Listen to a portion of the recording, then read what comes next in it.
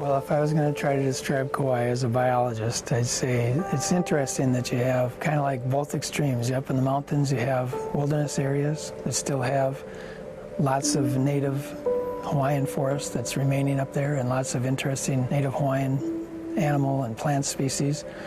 And on the other side, you have the ocean. Along the coast, you have, of course, the undeveloped ocean. And so we're kind of in between two, really beautiful extremes here on Kauai.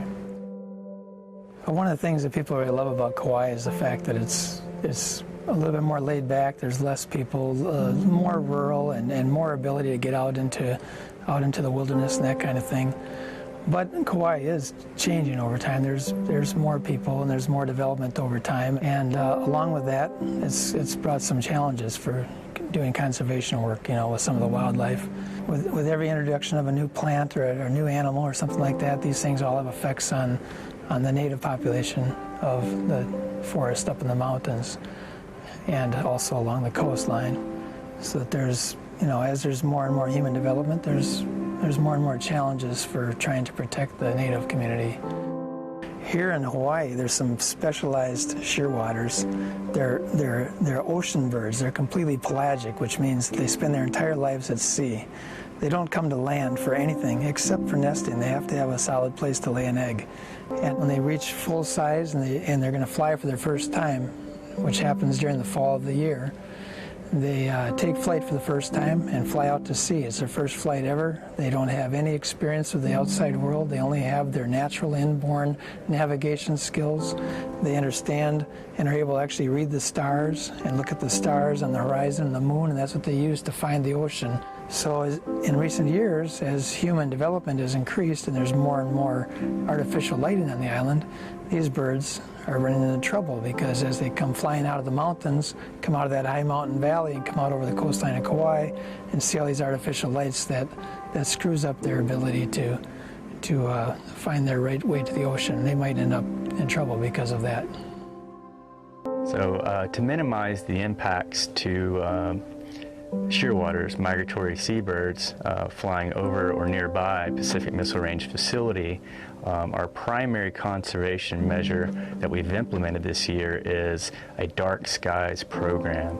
We're reducing the amount of unnecessary lighting and or shielding necessary lights to reduce the attractiveness to shearwaters. So in addition to the implementation of our Dark Skies program this year, we also have a very interesting study where we're using radar to track newel shearwaters that might be flying overhead at night. It's very hard to pick up these birds with the naked eye at night, but by using these radars, we develop a much better understanding of not only how many birds are flying overhead, but how they're flying as well. So this is really interesting data.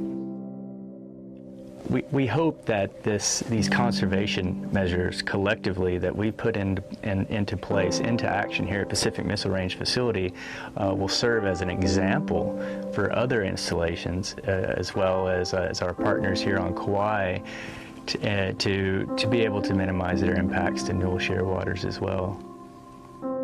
When I'm thinking about what I like about the island of Kauai, two things come to mind. It's obvious: the people and the natural beauty of Kauai. Those two things. Now those end up being a conflict almost for conservationists sometimes, because the more people you have, the harder it is to preserve the natural beauty. But everybody here, I think, appreciates the natural beauty of Kauai. Everybody appreciates the beauty of the ocean, the beauty of the mountains. You go up in the mountains and it's just something there that's invaluable, and I think that's the reason why we are working to preserve as much as possible Kauai's native and natural resources.